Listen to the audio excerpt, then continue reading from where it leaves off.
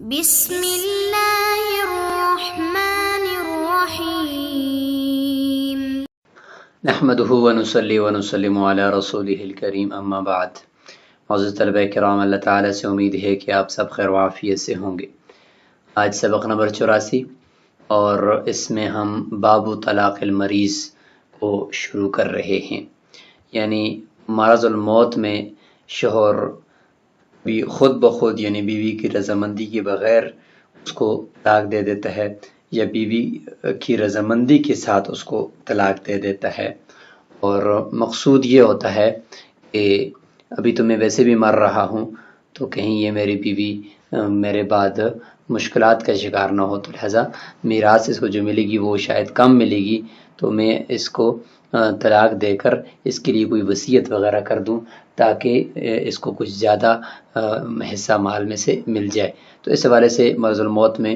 جب طلاق دیتا ہے تو اس طرح کی تہمت بھی اس مریض کے اوپر آتی ہے۔ تو ان مسائل کو انشاءاللہ ہم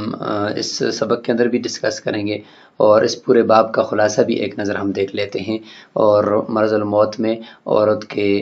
وارث بننے سے متعلق شرائط کو بھی دیکھ لیتے ہیں۔ سب سے پہلے خلاصہ باب دیکھ لیتے ہیں۔ اس باب میں کل 6 چیزیں ہم پڑھیں گے۔ نمبر 1، مرض الموت میں طلاق دینا۔ نمبر 2، قیدی یا مجاہد کا طلاق دینا، یعنی مرض الموت کے معنی میں صورتحال ہے یہ بھی، تو اس دوران اس کا طلاق دے دینا۔ نمبر 3، حالت مرض میں طلاق کو معلق کرنا، تو جب طلاق کو معلق کر رہا ہے حالت مرض میں، تو اس سے یہ رجل فار کہلائے گا یا نہیں، اس کی تفصیل ہوگی۔ نمبر 4، مرض اور موت کے درمیان تندرستی مل جانے کا حکم۔ نمبر 5، حالت مرض میں طلاق کی صورت میں عورت کا مرتد ہو جانا۔ اور نمبر 6، مریض کا بیوی کے ساتھ لعان کرنا یا ایلا کرنے کا حکم۔ اور آخر میں انشاءاللہ ایک خاتمہ بھی ہوگا۔ مرض الموت میں طلاق کی صورت میں عورت کے وارث بننے کی کل 5 شرائط ہیں۔ نمبر 1، طلاق بائنہ ہونی چاہیے۔ طلاق رجی ہے تو ابھی تک یہ نکاح باقی ہے، تو پھر تو بطریق اولیٰ وہ وارث ہوگی۔ نمبر 2، جس مرض میں طلاق دی ہو اسی میں مرا ہو، کیونکہ اگر اسی مرض میں وہ ٹھیک ہو گیا اور اس کے بعد پھر مرا تو اس صورت میں یہ وارث پھر نہیں ہوگی، طلاق تو چونکہ ہو چکی ہے۔ اور نمبر 3، عورت کی رضامندی کے بغیر طلاق دی ہو۔ اگر عورت کی رضامندی اس میں شامل تھی تو گویا کہ عورت اپنا حق چھوڑنے پر راضی ہے، اس لیے پھر بھی اس کو وراثت نہیں ملے گی۔ نمبر 4، عورت وراثت کی مستحق ہو تب وارث ہوگی۔ اگر عورت وہ کتابیہ بن گئی ہے یا مرتدہ ہو گئی ہے تو پھر اس کو وراثت نہیں ملے گی۔ نمبر 5، شوہر کی موت عدت کے دوران ہوئی ہو۔ تو یہ 5 شرائط ہیں، ان کے ساتھ مرض الموت میں طلاق دینے والے کی بیوی وارث بنے گی اس کی۔ اگر ان میں سے کوئی ایک شرط بھی نہیں پائی جاتی تو پھر اس کی بیوی وارث نہیں بنے گی۔ البتہ شروع کی جو شرط ہے طلاق بائنہ ہو، اس کے مقابلے میں اگر طلاق رجی ہو پھر بطریق اولیٰ یعنی اس سے بھی زیادہ مضبوط طریقے سے وہ وارث بنے گی، کیونکہ نکاح باقی ہوتا ہے۔ باب طلاق المریض، اس سے پہلے طلاق کی صریح، کنایہ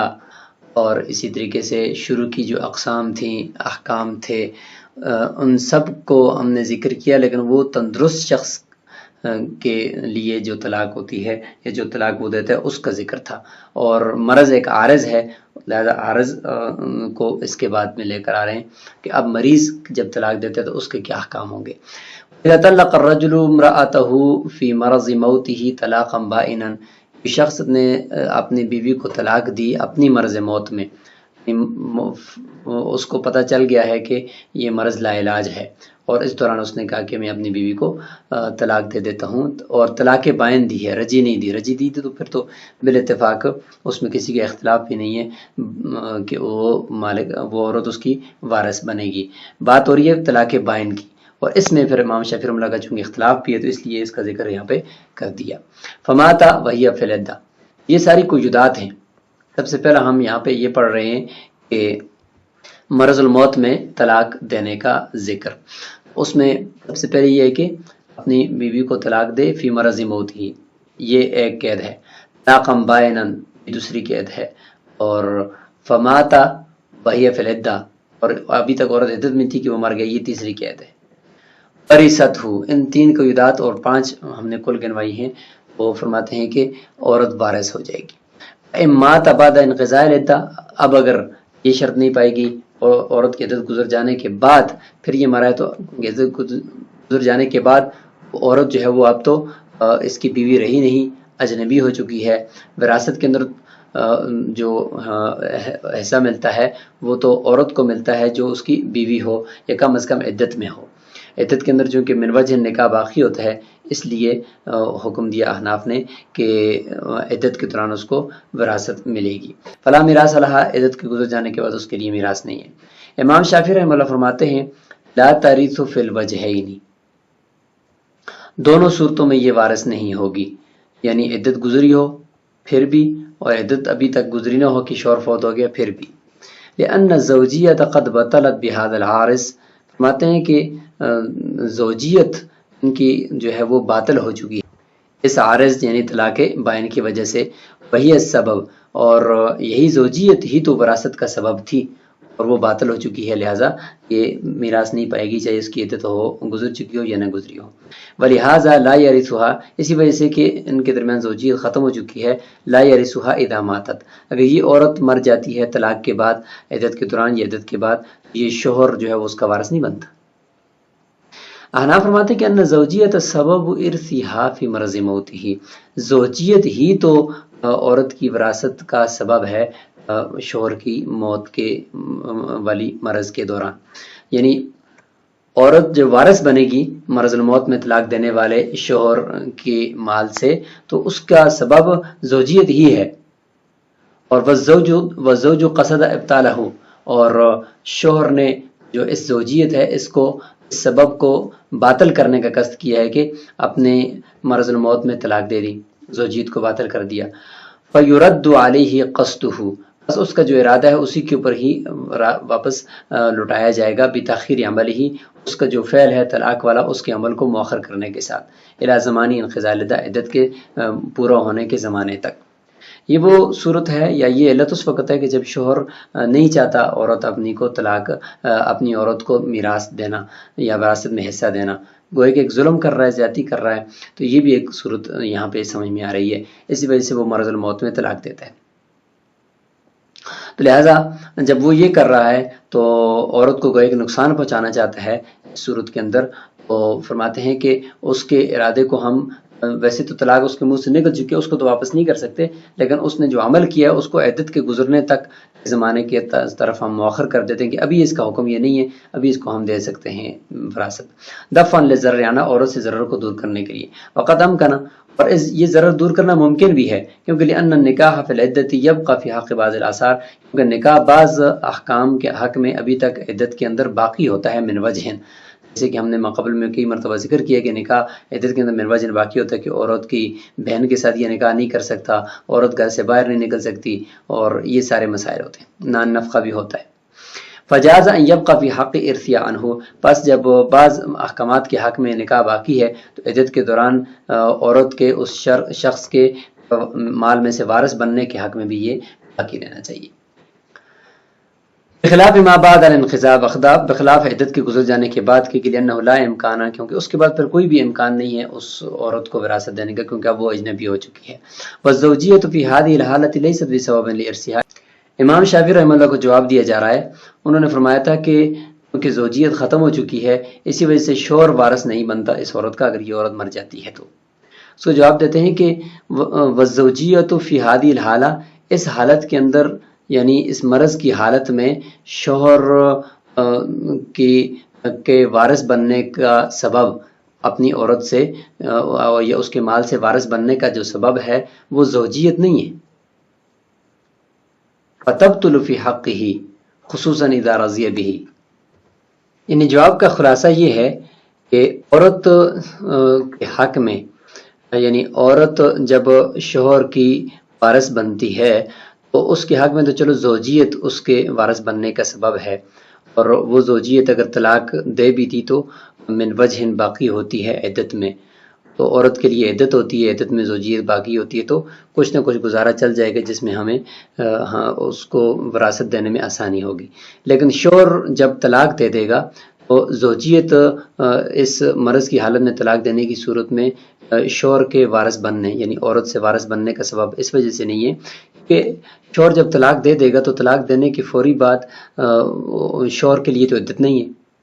کہ ہم یہ کہیں کہ بھئی شوہر عدت گزار رہا ہے، اس لیے عدت کے دوران اگر اس کی بیوی فوت ہوگی تو اس کو